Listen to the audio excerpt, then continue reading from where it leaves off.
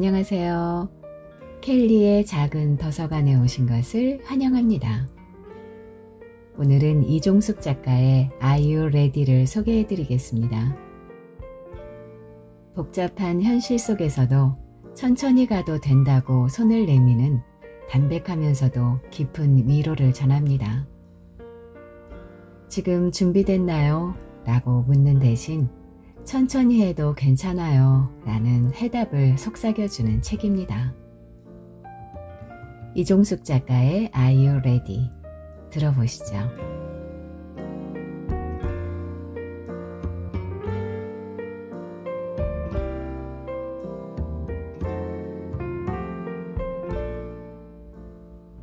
골목은 적막하다. 그 길에 딱 어울리는 말은 적막강산이다. 외할머니가 자주 썼지만 내게는 그토록 생경했던 말, 적막강산.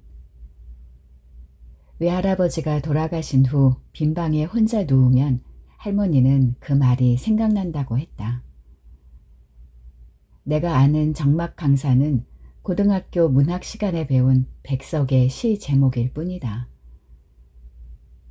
대학 졸업반, 취업 준비생, 예비 사회인이라는 복잡한 호칭을 가진 내가 새삼 시 한 편을 떠올리며 감상에 젖는 것은 사치인가. 친구 진영이가 그랬다. 요즘엔 매력 자본이라는 말도 있어. 근데 내 매력은 뭘까? 솔직히 나도 진영이도 자신의 매력이 무엇인지 알지 못한다. 그런 생각은 해본 적도 없다. 책을 읽다가 문득 내가 가진 것들에 대해 생각하다 보면 번번이 능력, 스펙, 잠재력, 미래 같은 것들에 사로잡혀 집중력이 떨어지곤 했다. 찬바람이라도 쐬어야 했다. 우리 슈퍼마켓.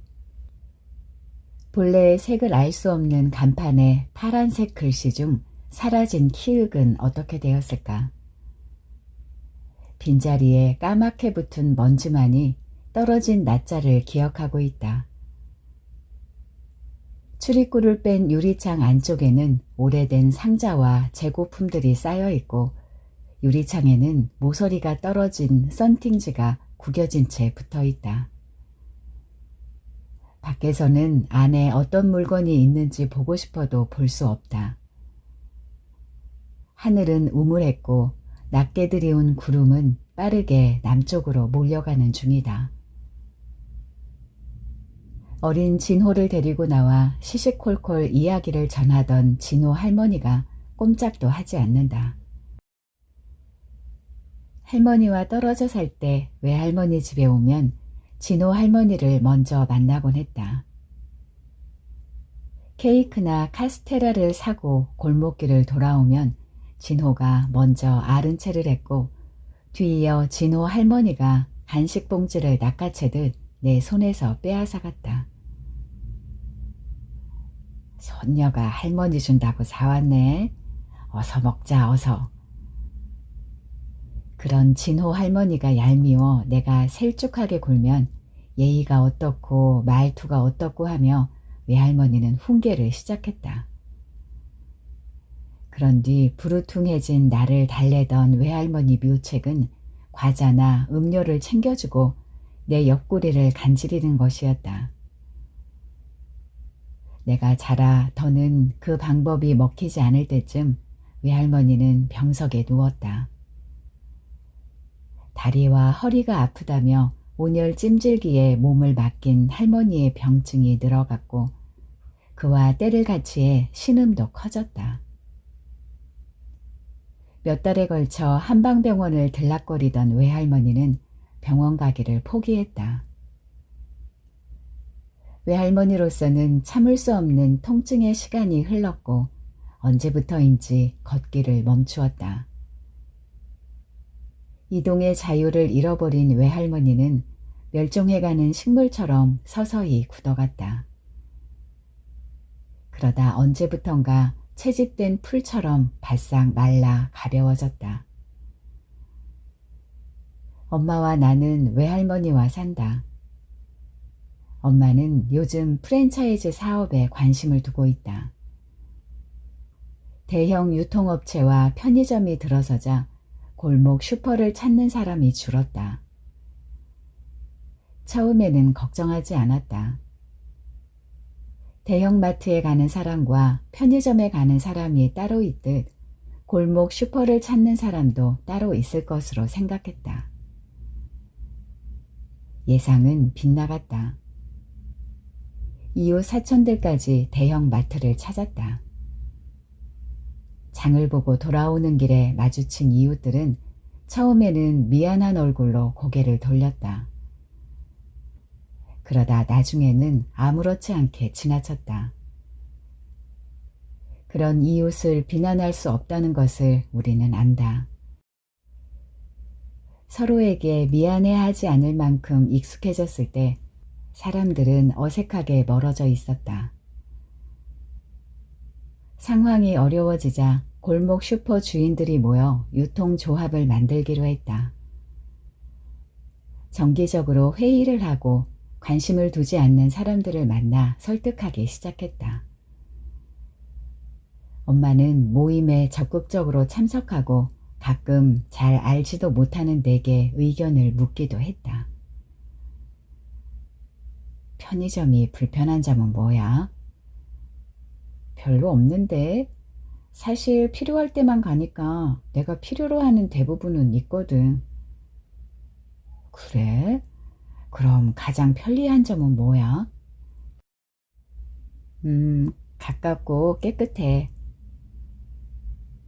내 얘기를 들은 엄마는 뭔가 기분이 나빠졌지만 딱히 표현할 수가 없다고 했다.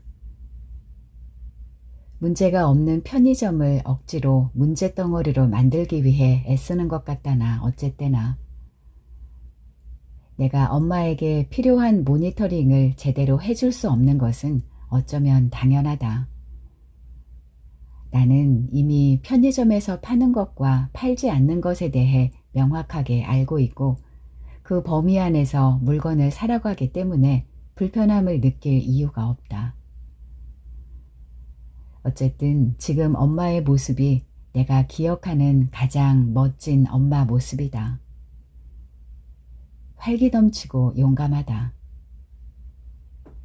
엄마는 외출하며 말했다.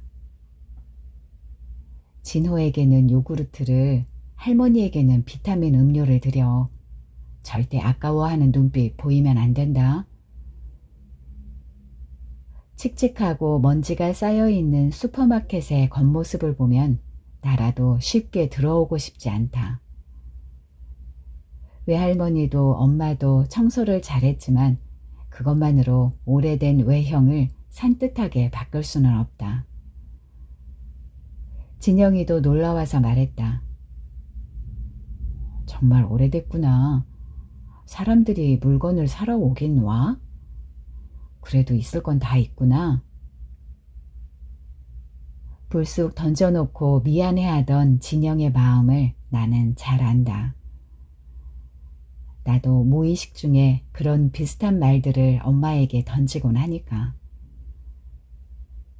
지난번에도 별 의미 없이 새로 문을 연 버스 정류장 옆 편의점 이야기를 하다가 엄마와 어색한 사이가 되었다.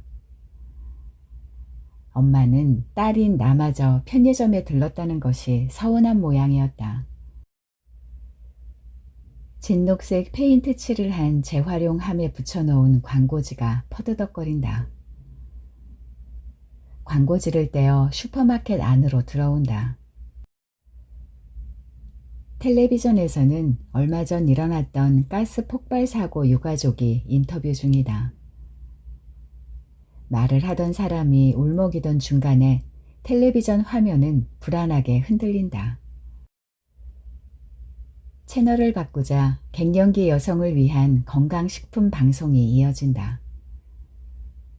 다른 박자의 음악이 들리고 속사포같이 정보를 쏟아내는 쇼핑 호스트의 말이 외계 언어처럼 들리다 말다 한다. 활성산소를 억제한다는 그 식품. 엄마도 건강식품을 먹을 나이가 되었다. 한 번 더 채널을 돌린다. 팔중 추돌이 일어난 고속도로 소식이다. 눈이 많이 내려 도로는 정체됐고 산간 벽지는 교통이 끊겼다. 딸랑딸랑 계산대 밑에서 종소리가 난다. 나는 슈퍼마켓 문을 잠그고 안채로 들어간다. 먹는 거라고는 아기 이유식 같은 암죽을 몇 숟가락 먹는 것이 전부인데도 외할머니는 기저귀를 자주 적셨다. 다른 모든 건 참기의 달인인데 젖은 기저귀는 왜 못 참는 거지? 엄마는 기저귀 값을 아까워했지만 졌다만 기저귀 가는 것을 망설이지 않았다. 좀 더 이따 갈아드리지. 라고 한마디 하면 엄마는 금세 코끝이 벌겋게 변했다. 이게 네 외할머니 마지막 소원인 것 같아서 그래. 마른 자리에 눕고 싶은 소원 말이야. 그 눈을 보면 1초라도 머뭇거릴 수가 없어. 나는 엄마의 마음을 알 것 같다. 눈빛만으로 외할머니의 마음을 읽어내는 그 마음을. 엄마가 외할머니의 눈동자를 자세히 들여다볼 때처럼 아버지의 눈을 들여다본 적이 있었을까? 그랬다면 아버지가 하루아침에 짐을 싸들고 나가는 일은 없었겠지. 아버지도 마찬가지였겠지. 누군가의 눈을 들여다보는 일이 쉽지 않다는 것을 나도 안다. 엄마의 검은 동공은 너무 짙어서 가끔은 아무 생각도 하지 않는 듯 보였다.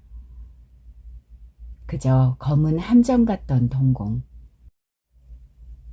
내가 엄마의 심증을 잘 읽을 수 없던 것처럼 아버지도 그랬을지 모른다.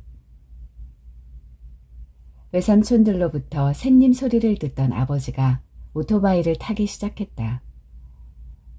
아버지가 처음 오토바이 타는 모습을 보고 엄마와 나는 실망스러웠다. 오토바이 타는 남자라면 영화 속에서 보았던 멋진 배우를 떠올릴 수밖에 없기 때문이다. 배가 약간 나왔고 살이 없는 작은 몸집으로 오토바이 위에 앉아있는 아버지는 어린 남자아이 같아 보였다. 거기다 배기량이 크지 않은 오토바이를 안간 힘을 쓰며 주차장에서 끌고 나올 때는 참을 수가 없어서 웃고 말았다. 그 후로 우리는 아버지의 오토바이 타는 모습을 잊기로 했다.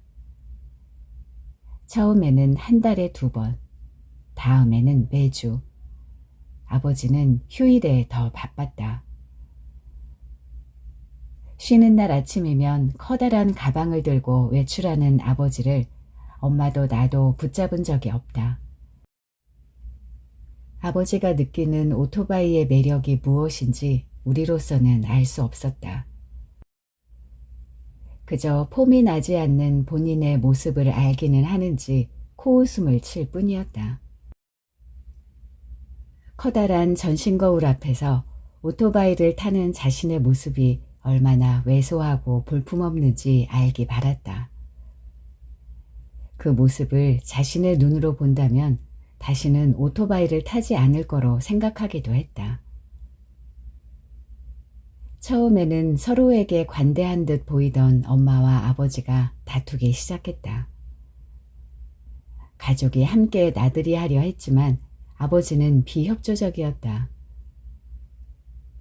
외할머니 댁에서 점심을 먹자는 외삼촌들의 전화도 외할아버지 제사에 가자는 엄마의 부탁도 거절하고 아버지는 오토바이를 타러 나갔다. 오토바이 동호인들은 매년 5월에 가족 모임을 연다. 가족의 날이라 명명한 행사는 초등학교 운동회와 비슷하다. 모든 아이에게 동종의 선물을 주는 어린아이들을 위한 달리기 경주와 남녀노소가 함께하는 긴 줄넘기. 수저에 탁구공을 올려 다음 사람에게 전달하는 게임이 있다. 특별한 순서라면 오토바이 동호인 모임답게 묘기를 보여주는 거다. 오토바이 앞바퀴를 높이 쳐들고 달리거나 오토바이 위에서 양손을 벌린 채 서서 달리는 묘기도 있다. 가장 손에 땀을 쥐게 하는 묘기는 내 방향으로 나누어 서 있던 오토바이가 십자형을 유지하며 차례로 건널목을 건너는 모습이다. 금방이라도 부딪힐 듯 가까이 있던 오토바이가 무사히 길을 건너면 구경하던 가족들은 운동장이 들썩이도록 환호성과 함께 손뼉을 쳤다. 아직은 서툴러서 그런 묘기를 보여주지 못한 아버지는 어색한 웃음을 지으며 우리 옆에 서서 말했다. 다음에는 아빠도 할 거야. 트라이엄프 3 정도를 타게 되면. 아버지가 말한 트라이엄프 3가 뭔지 우리는 몰랐고 관심도 없었다. 첫 회 가족 모임에서 동호인들 사이에 구경꾼처럼 앉아있던 아버지 모습을 확인한 이후로 엄마와 나는 행사장에 가지 않았다. 언제부턴가 아버지와 엄마는 싸우지도 않았다. 겉으로 조용했던 거짓 평화가 깨진 것은 유난히 덥고 습한 여름날 장마가 올라오는 중이라고 했지만 우리 동네에서는 마치 다른 나라 이야기라고 넘겨버릴 정도인 때였다. 엄마와 나는 전기요금을 아끼겠다고 선풍기를 돌리며 냉커피를 마시는 중이었다. 학생이 커피를 마시면 안 된다며 엄마는 얼음을 8개나 넣은 커피를 주었다. 해는 아직 아파트 베란다 모퉁이를 비추고 있었다. 예정에 없이 일찍 퇴근한 아버지를 우리는 멍하니 보고 있었다. 거실 끝에서 그런 우리를 말없이 바라보던 아버지가 안방으로 들어갔다. 한동안 나오지 않는 아버지가 궁금해진 엄마가 안방으로 갔다. 이어 엄마의 큰 목소리가 들렸고 열린 방문으로 장롱에서 옷을 꺼내는 아버지가 보였다. 출장 가? 왜, 어디 가는데? 아버지는 묵묵히 가방만 쌌다. 엄마는 당황스러웠지만 아버지를 제지하지 못하고 바라만 보았다. 생각이 정리되면 연락하지. 당신 정말 왜 그러는데? 아버지 왜 그러는데? 우리의 질문을 묵살한 아버지가 현관문을 열었다. 나는 여행 가방을 끌고 엘리베이터 앞에 선 아버지를 쫓아나갔다. 엄마와 결혼 15주년 기념으로 동남아시아 여행을 갈 때 산 아메리카 어쩌고 하는 상표가 아직도 선명하게 붙어있는 그 가방을 끌고 아버지는 벽만 바라보았다. 내가 앞을 가로막았지만 신호음과 함께 엘리베이터가 열렸을 때 아버지는 벽 속으로 사라졌다.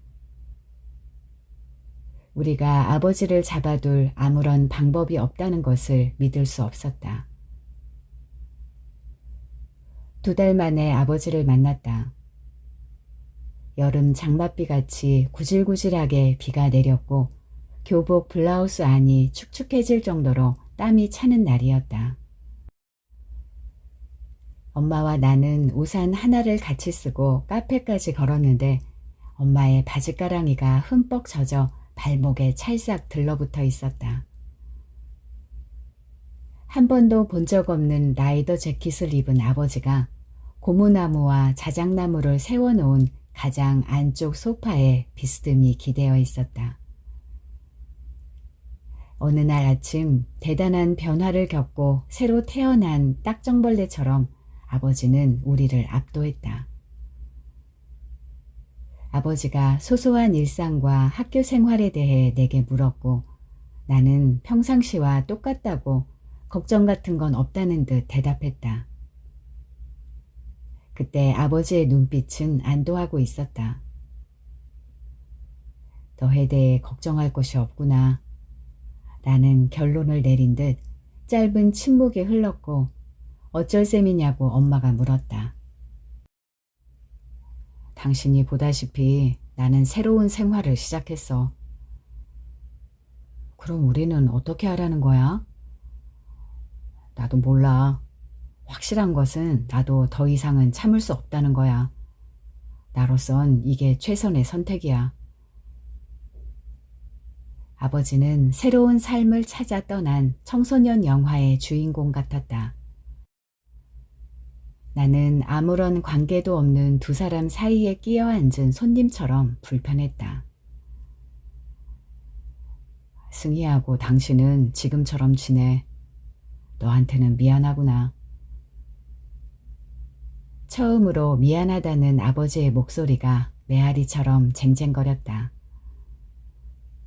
혼란스러운 마음을 가라앉히려 애쓰는 동안 아버지는 헬멧을 쓰고 가슴께로 올라간 라이더 재킷을 허리로 끌어내렸다. 그러고는 미련 같은 건 없다는 듯 카페를 나가더니 우리 시야에서 사라졌다. 엄마와 나는 몇 분쯤 후에 밖으로 나와 버스로 세정거장 거리에 있는 아파트까지 우산 한 개를 쓰고 걸었다. 걷는 동안 서로를 위로할 만한 말을 찾을 수 없어 우리는 말없이 그냥 걸었다. 나는 가장자리가 주황빛으로 물든 벚나무 잎을 보며 봄날 풍경을 떠올렸다. 수두룩하게 달렸던 흰 꽃송이들이 하늘거리던 밤 풍경과 바람결에 흩어지던 꽃잎들, 다정한 눈빛으로 함께 걷던 사람들을, 그러다가 사람들 발길에 짓이겨지고 자동차 바퀴에 으스러지던 꽃잎들을 기억했다. 내게 닥친 현실도 그것과 다르지 않다고 아버지의 선택 또한 되돌릴 수 없다는 것을 확신했다.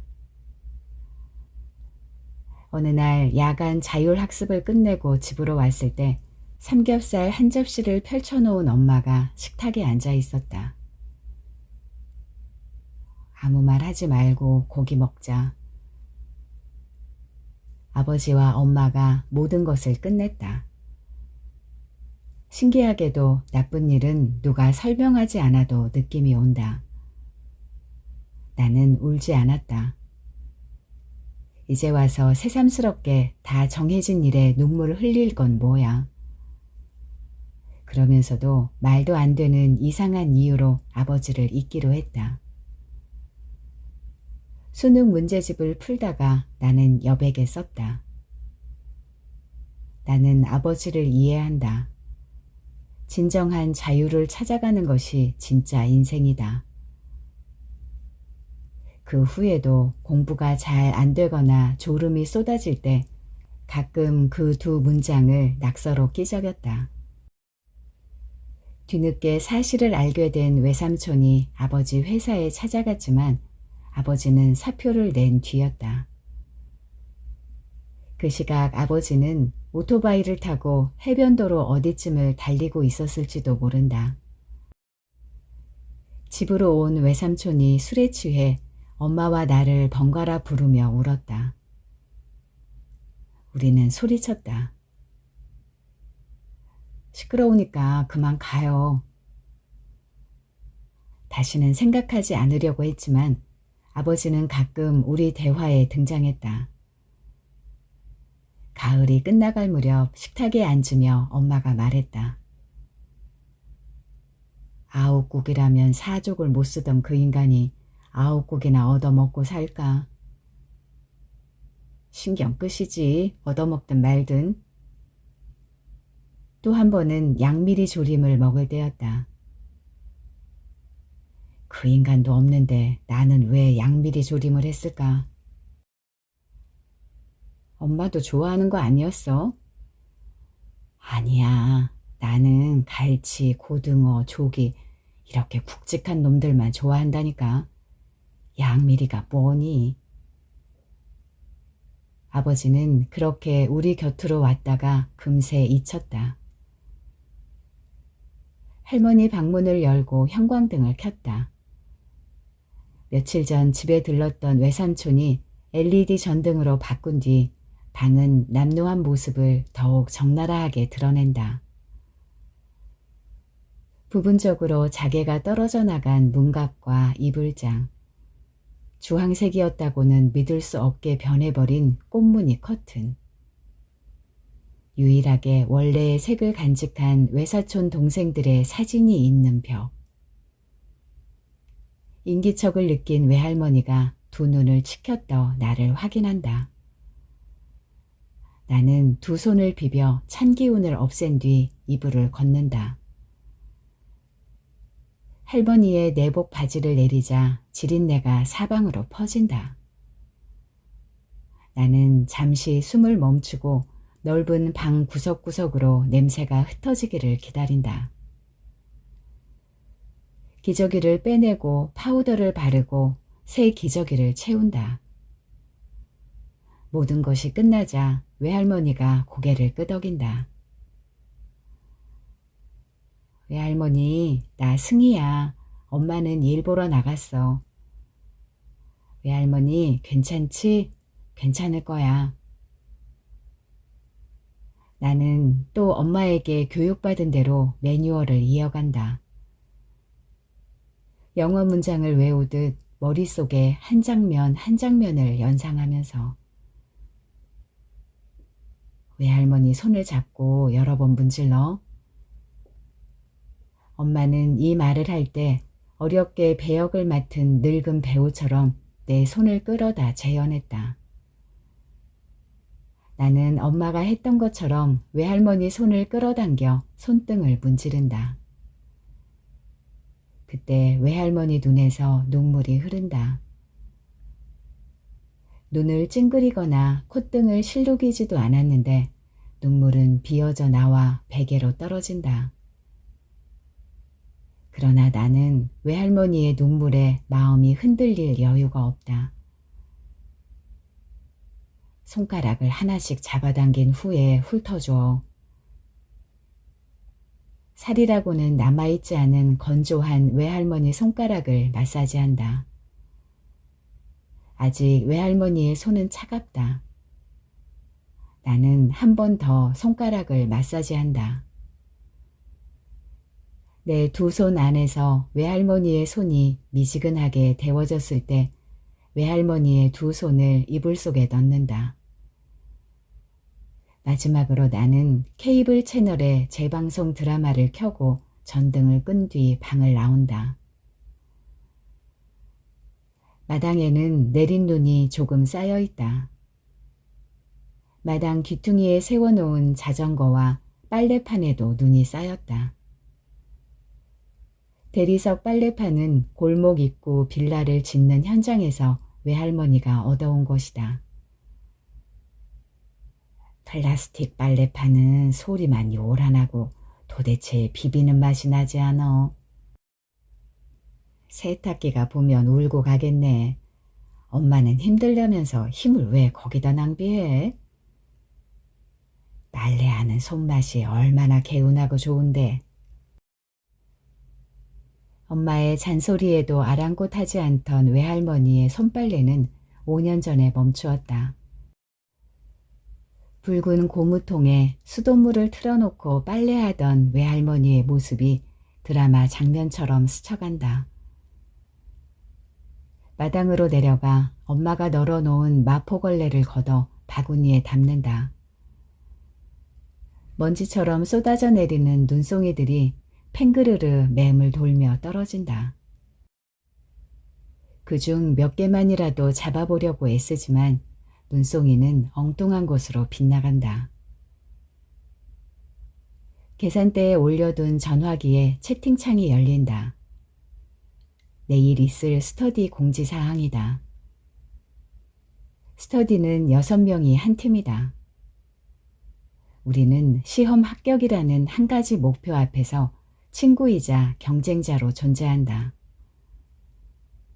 지난번에는 모임 장소 때문에 작은 다툼이 있었다. 서로 껄끄러운 마음이 남아있기 때문인지 답글이 올라오지 않는다. 가장 늦게 입회해 막내가 된 재원이가 새로 섭외한 스터디룸의 약도를 올린다. 공부하기에 완벽한 장소는 없다. 사육료가 싼 곳은 화장실이 열악하고 완벽한 기기가 갖추어져 쾌적하고 편리한 곳은 비용 부담이 크다. 교통이 불편하거나 소음이 차단되지 않거나 우리가 찾아낸 장소는 모두 한두 가지 문제점을 가지고 있다. 진영이는 도서관에 올 수 없냐며 1대1 대화를 보냈다.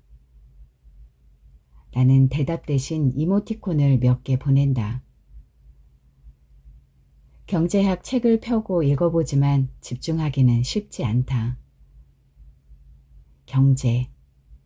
그토록 멀게만 느껴지던 말이 아버지가 떠난 후 엄마와 내 옆에 딱 붙어 있다.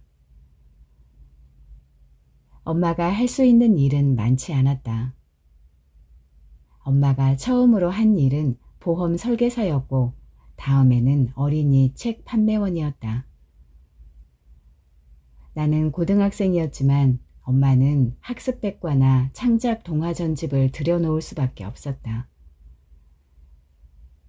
청소기를 돌리고 설거지를 하면서 엄마는 한숨을 쉬었다. 몇 달을 분주하게 오가던 엄마가 그 일을 접었다.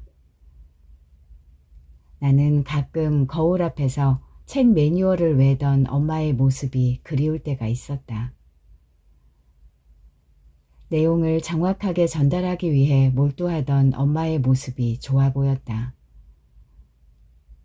뒤이어 대형마트 계산원까지가 내가 아는 엄마의 직업이다.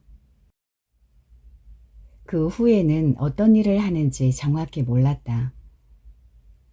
가끔은 만기가 다가오는 보험을 해약하겠다는 계약자와 긴 통화를 했고 몸이 자주 붓는다는 동창생에게 건강식품을 권하는 전화를 하기도 했다.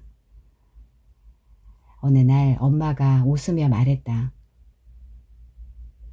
오늘부터 엄마는 CEO야. 그게 뭔데? 넌 대학생이 그런 말도 모르니? 전문 경영인 CEO라고. 살던 아파트를 전세로 주고 엄마와 나는 외할머니 집으로 옮겨왔다. 엄마에게 급한 일이 있는 날이면 나는 아르바이트생으로 슈퍼마켓을 지킨다. 대형 유통점이 싹쓸이한 상권을 되찾아올 희망도 기대도 없어 보이지만 엄마는 할머니의 우리 슈퍼마켓을 운영하기로 했다. 외삼촌과 이모가 쓸데없는 일이라고 말렸지만 엄마는 생각을 굽히지 않는다. 여학생 하나가 머리에 쌓인 눈을 털며 들어와 컵라면과 우유를 사갔다. 어깨를 잔뜩 웅크린 남자가 담배 한 갑을 샀고 골목 두 번째 집 남자가 가루비누와 섬유린스 보충용 한 봉지를 사갔다. 아내가 시장에서 장사를 시작한 뒤로 살림은 남자가 전담하게 되었다는 엄마 말이 맞는 모양이다. 남자의 아내라면 찬물에 잘 녹는 세제를 고르고 보충 제품 중에서도 용량이 더 많은 것이 어느 것인지 확인했을 것이다. 남자는 그런 점을 잘 알지 못한다. 슈퍼마켓 문을 열고 들어오자마자 가격은 비싸지만 상호가 익숙한 회사 제품을 덥석 집어든다. 나는 그 제품보다 용량은 크고 가격은 좀 더 낮은 제품을 권하고 싶었지만 그대로 계산한다. 남자는 비효율적인 소비를 했다. 하지만 소비자는 자신이 원하는 물건을 시간 낭비 없이 샀으니 꼭 손해를 본 것만은 아닐지도 모르겠다. 쏟아지는 눈송이가 늦은 봄날 만개한 벚꽃처럼 휘날리는 동안 슈퍼마켓에는 아무도 오지 않는다. 미시경제학 일부를 끝내고 온장고에서 커피 한 병을 꺼내 마신다. 외할머니의 종소리가 울릴 때까지 좀 쉬어야겠다. 스마트폰 화면에 게임을 띄운다. Are you ready? 같은 색 공을 3개 이상 놓으면 공은 터지고 점수가 올라간다. 보라색 공이 나오면 레벨이 높아졌다는 표시지만 오늘도 나는 한 번도 레벨 6을 넘지 못하고 있다. 출구에서 쏟아지는 5색 공들이 맹렬하게 나선형 코스를 따라 도는가 싶더니 일시에 정지하고 만다. 게임 오버. 화면에는 종료와 재도전 버튼이 나란히 뜬다. 넘을 수 없는 고지처럼 화면은 그렇게 멈춰서 있다. 그때 아주 희미한 종소리가 들리는 듯하다. 그것은 마치 깊고 깊은 심연에서 물방울 하나가 뽀로로 수면을 향해 빠르게 올라오는 것 같다. 잠시 귀를 기울이지만 착각이었는지 종소리는 더는 들리지 않는다. 나는 재도전 버튼을 누른다. Are you ready는 외할머니가 구사하는 몇 개 안 되는 영어 중 하나다. 외할머니 건강이 아직 괜찮아서 동네 공원에 산책하러 나가고 경로잔치에도 참석할 때였다. 외할머니와 친구는 우연히 무대에 올라가 노래를 부르게 되었다. 사회자가 물었다. Are you ready? 노래 반주는 이미 시작되었으나 외할머니와 친구는 알 수 없는 그 질문에 답을 찾기 위해 고심하던 중이었다. 다시 한번 사회자가 물었을 때 외할머니가 소리쳤다. Yes, yes, thank you. 집으로 돌아와 Are you ready가 준비되었습니까? 라는 뜻이라는 것을 알게 된 외할머니는 내게 물었다. 승희, Are you ready? 밥상을 차릴 때도 학교 갈 준비를 할 때도 외할머니는 내게 그렇게 묻고 또 물었다. 스터디를 시작하면서 희망이라는 말은 쓰지 않기로 했다. 어쩐지 희망이라는 말은 이루어지지 않을 환상 속에서만 존재하는 말처럼 느껴진다. 희망 대신 쓸 수 있는 말이 무엇일까를 찾다가 포기하고 말았던 그날, 우리는 스터디룸 앞에 허름한 식당으로 치맥을 먹으러 갔다. 건너편에 H 맥주집이 근사한 모습으로 서 있었지만 아무도 그곳까지 건너갈 용기를 내지 못했다. 언제부터인지 그곳은 분리장벽이 쳐진 것처럼 갈 수 없는 곳이 되었다. 그날 진영이가 말했다. 철들고 나니 사는 게 힘들다. 합격을 보장한다는 학원 광고를 믿기에는 경쟁률이 너무 터무니없이 치열하다. 그런데도 우리는 시험을 선택할 수밖에 없다. 어느 것 하나 무료가 없는 인터넷 강의와 모의 시험을 보면서 일찍 찾아온 새벽 불면에도 블랙커피를 마시며 청춘을 보낼 줄이야. 외할머니는 준비가 다 된 것일까? 언젠가 돌아가신 외할아버지가 자꾸만 손짓하는 꿈을 꾸었는데 그게 오라는 것인지 가라는 것인지 알 수가 없어서 그 자리에 가만히 있었다고 했다. 살아가면서 준비해야 할 것이 너무 많다는 걸 알게 되었다. 그 사실을 아버지는 몰랐던 것일까? 게임에 대한 흥미는 사라졌다. 눈이 뻑뻑하고 어깨가 묵직해서 골목으로 나가 눈을 쓴다. 발등을 덮을 정도로 쌓인 눈. 눈송이는 조금 작아져 이따금 잘게 찢은 종이 조각 같기도 하고 먼지 같기도 하다. 언뜻 고개를 들어 바라보면 가로등 불빛 아래 한없이 가벼운 몸짓으로 날아가는 눈이 하루살이 때처럼 보이기도 한다. 슈퍼마켓 유리문을 잠그고 외할머니 방으로 들어간다. 전등을 켜고 이불을 한쪽으로 치운 뒤 내일을 내린다. 서늘한 기온 때문인지 외할머니가 잠시 눈을 떴다 감는다. 기저귀는 아직 충분히 젖지 않았지만 작고 검은 덩어리 2개가 엉덩이에 짓눌려 있다.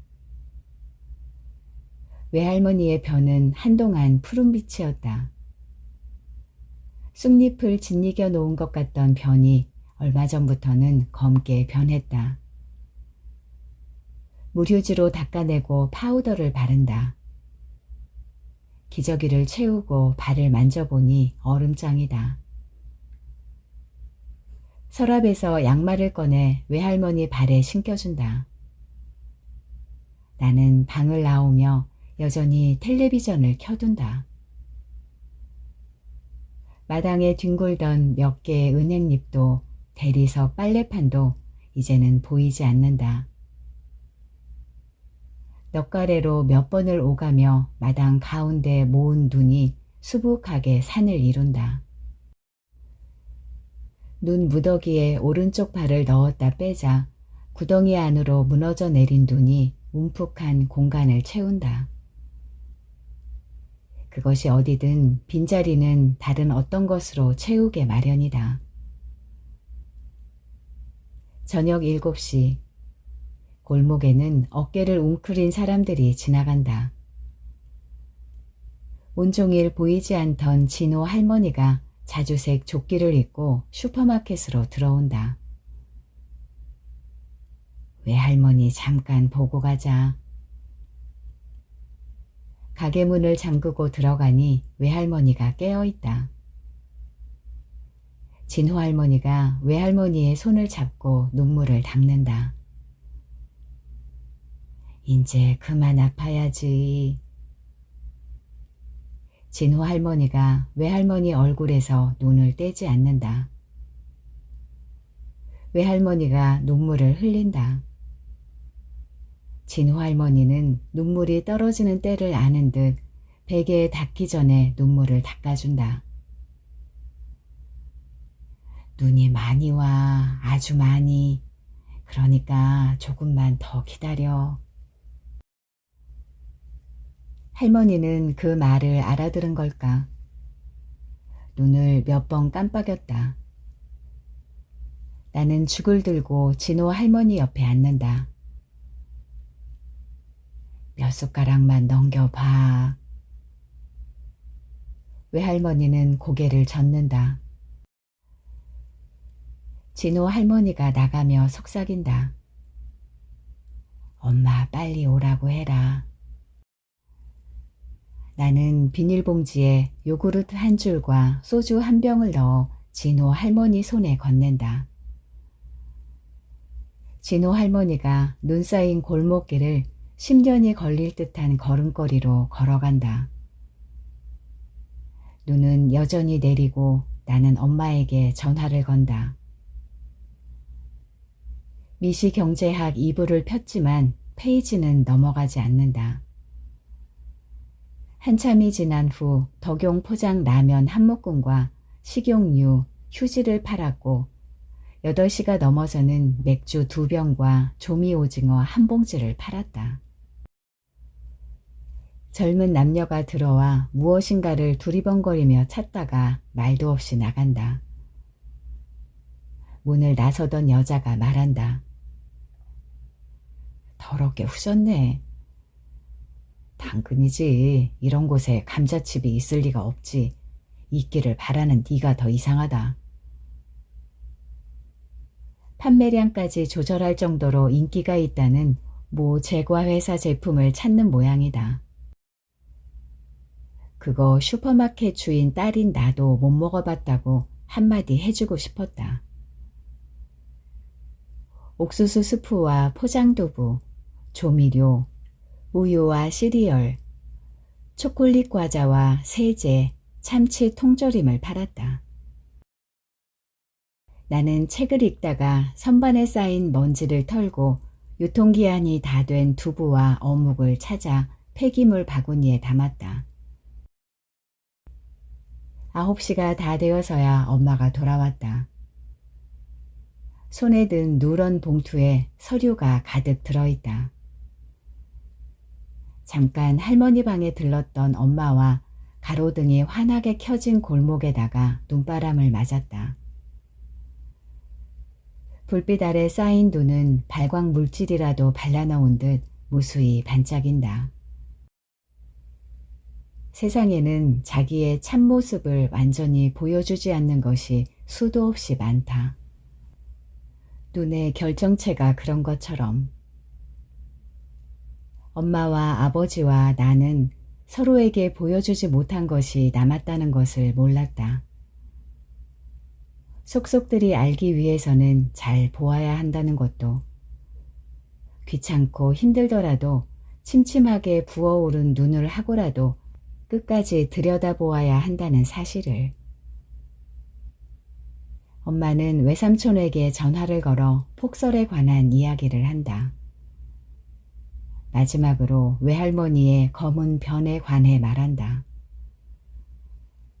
외삼촌은 내일 집에 들르겠다며 며칠 전에 담근 김치를 가져오겠다고 한다. 엄마는 이모에게 전화를 걸어 외삼촌에게 한 말을 똑같이 한다. 내일이면 엄마의 네 형제 자매가 모여 작고 오래된 집은 소란스러울 것이다. 김장김치를 가져올 외삼촌은 잊지 않고 수육도 준비하겠지. 해마다 그랬으니까. 이모는 외할머니의 내복을 준비할 것이다. 작은 삼촌은 며칠 전에 다녀갔으니 가벼운 몸으로 들러 기말고사를 치른 아이들의 성적을 자랑 삼으며 외할머니의 다리를 주무를 것이다. 엄마와 나는 새로운 유통조합 결성에 관한 이야기를 나눈다. 목표 인원의 3분의 1을 채웠으니 조금만 기다리면 조합원 수는 해결될 거라며 엄마가 덧붙인다.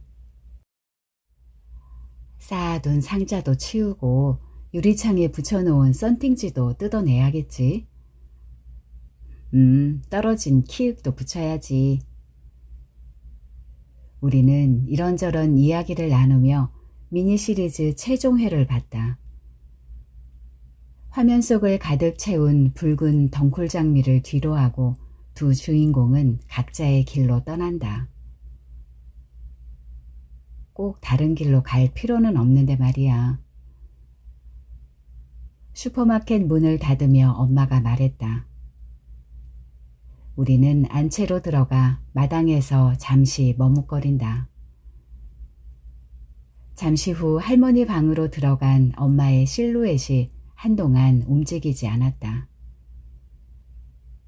나는 방으로 가던 발걸음을 멈추고 가만히 기다린다. 엄마의 검은 실루엣이 아래로 무너져 내린다. 눈은 여전히 내리고 있다.